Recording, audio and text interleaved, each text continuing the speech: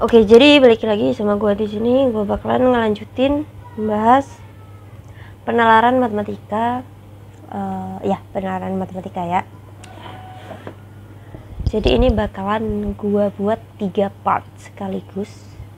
Tapi uploadnya tetap 3 part ya, tapi dalam satu waktu yang sama. Oke. Jadi langsung saja ya, Hanatulsik. Oke. Di sini dengan persoalan yang sama dengan soal nomor 5. Gue masih inget meskipun di sini nggak ada kehapus gitu ya, karena memang tidak pernah menyimpan hasil recording dalam bentuk note gitu tapi gue masih ingat hasilnya adalah 117. Tapi kalau kalian mau menanyakan bagaimana caranya kembali, karena mungkin ada beberapa yang milih ya udah gue nonton part 2 aja gitu misalkan ya, mungkin ada manusia yang seperti itu, gue nggak tahu, nonton part 2 aja ya udah gue tulisin rumusnya pakai SN, pakai S9. Kenapa S9? Karena 25 bagi 3 macam jenis buah itu ada 8 dan sisa 1, dan sisa 1 ini diambil untuk angka awal yang menempati, yaitu buah naga gitu ya. Itu gue udah jelasin juga, tapi it's okay, yang nonton part 2 aja gitu, nggak masalah. Jadi 9/2 atau N/2 yaitu dikali dengan 2A, A-nya berapa? 1 benar. Terus ditambah dengan N-1 yaitu 8 ya kan, 9-1. Terus dikalikan dengan bedanya berapa? 3, benar banget. Nah ini hasilnya adalah 117.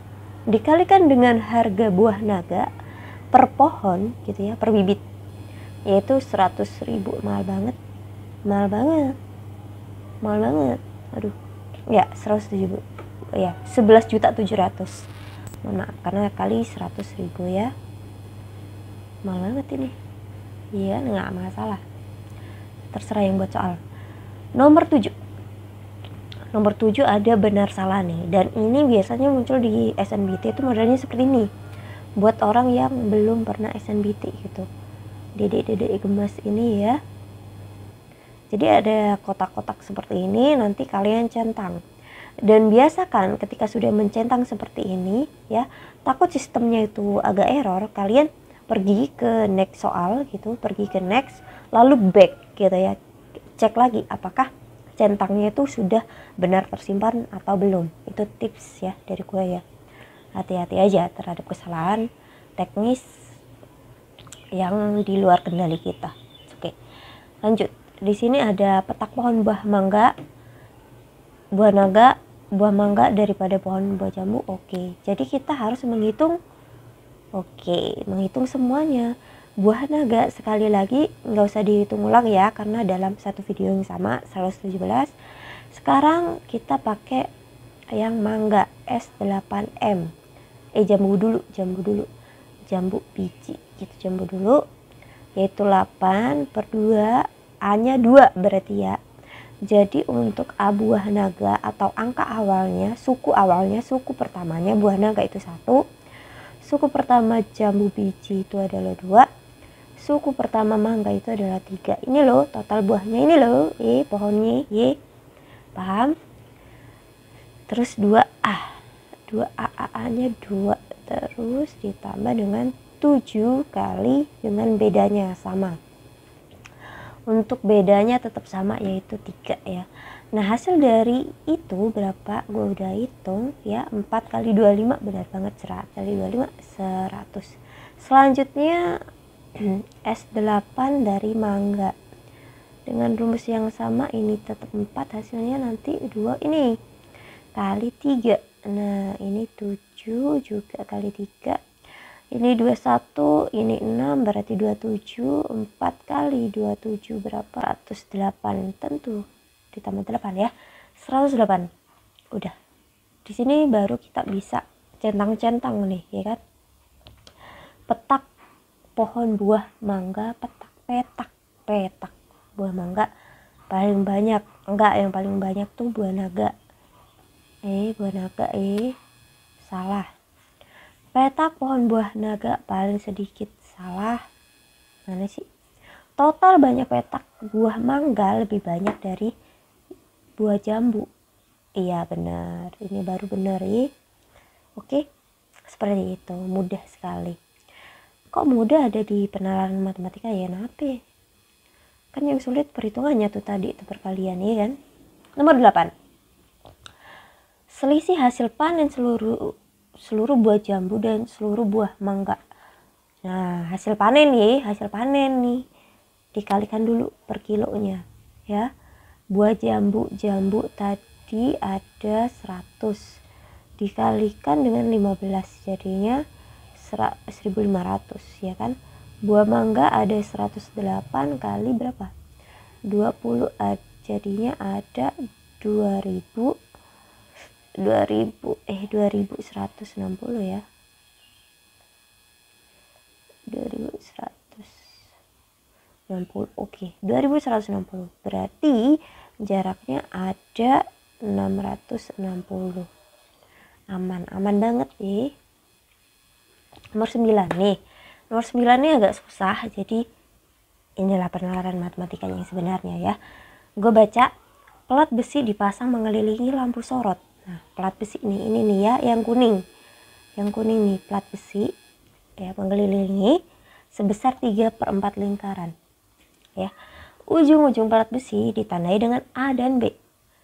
Serta posisi awal pelat sebelum mulai berputar tampak seperti pada gambar. Jadi gitu posisinya. Lampu sorot tersebut menghadap ke timur. Timur tuh di sini ya. Aduh, ini masih ada aja yang tidak bisa ini biasanya ya. Timur berarti kanan. Oke, lanjut. Sekitar dibaca dulu. Berlawanan arah. Jadi muternya gimana kalau berlawanan arah jarum jam? Jarum jam kan ke kanan nih ya kan? Di layar munculnya ke kanan nggak putaran gua nih?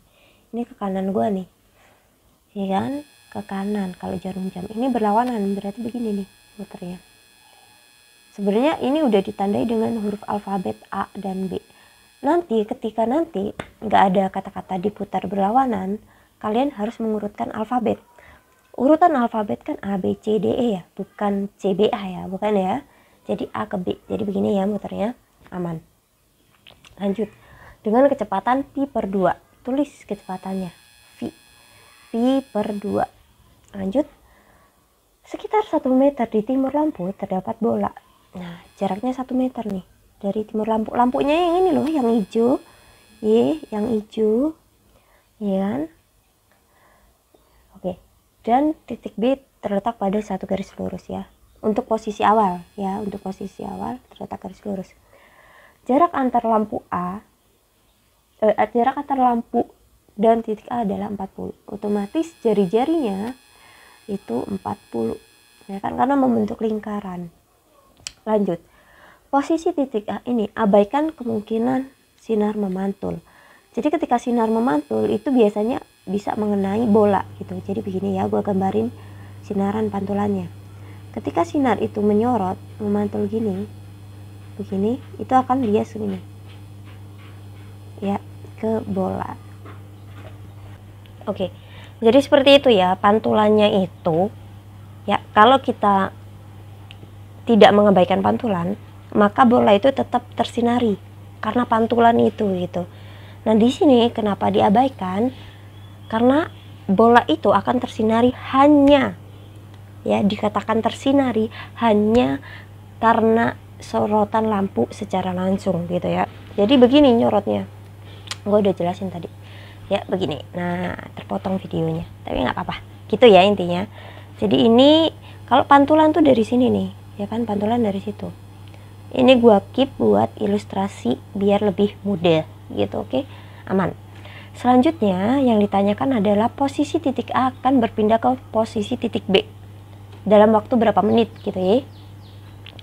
Jadi kita lihat panjang selimutnya dulu, iya kan? Panjang selimutnya kita lihat, kita hitung, yaitu 3/4 lingkaran, iya kan? Ini kan 3/4 nih. Ini gue kasih titik-titik, ini yang 1/4. Jadi panjang selimutnya 3/4, aman. Terus dikali dengan 2 pi r, yaitu keliling. Oke, R-nya langsung saja ya, 40. Itu hasilnya adalah 60 pi cm ya, cm gitu. Panjang plat besinya 60 pi cm. Dari situ kita bisa tahu berapa waktunya karena ada yang namanya kecepatan gitu ya. Jadi ya waktunya bisa kita cari tahu yaitu melalui TSV gitu ya. Jaraknya kita sudah tahu nih 60 karena begini kan. Awas hati-hati bukan berpindah ke sini ya. Kalau berpindah ke situ jaraknya kan 20 ya kan. Ya. 20 nanti bisa hitung 20 karena ini ganti setengah aja. Setengah lagi seperempat. 20 ya. Kita pakai yang 60 karena perpindahan A ke B itu melingkar begini 3/4 lingkaran. Dan pi per 2 kecepatannya. Jadi berapa sih waktu yang dibutuhkan untuk menempuh jarak 60 pi senti ini gitu ya kan. Butuh 120 detik ternyata, yaitu 2 menit gitu. Aman nih. Oke, kita lanjutkan nomor 10. Di nomor 10 ditanyakan, setelah satu putaran plat besi bergerak, durasi sinar lampu mengenai bola hanya sekitar gitu. Ya kita cari tahu nih di sini. Kebalikannya, kita udah nemu ya tadi ya 20 dengan rumus yang sama ya, S lobang gitu. S lobang yaitu 1/4 2 pi R ya kan, 1/4 2 R nya berapa? R nya 40 ya, jadi 20 pi gitu. Jadi ya udah kita ini doang cari ini. Kenapa? Itu muternya begini loh, ini kan lingkaran 3/4 begini ya, muternya begini. Jadi selama ini kelewat lubang, lampu sorot itu menyorot begini pas di lubang, jadi ini kan yang dihitung adalah panjang lubangnya gitu ya, yaitu 20 pi cm. Kita pakai rumus yang sama gitu ya kan, 20 pi dibagi dengan pi per 2 yaitu 40 ya gitu, 40 detik gitu. Jadi ini sudah ada apa ya, ada tipsnya sebenarnya di setiap soal, yaitu satuannya ini menit, ini detik. Jadi kalau kalian di sini tadi menghitung yang lobang dan ketemu 40 detik atau 40/60 menit atau 2/3 menit ini, itu kalian salah gitu ya. Jadi udah ada ininya loh, udah ada petunjuk gitu loh. Jadi jangan sampai salah. Aman. Karena soal SNBT selain sulit itu juga bagus. Karena yang bagus itu yang sulit. Semangat ya.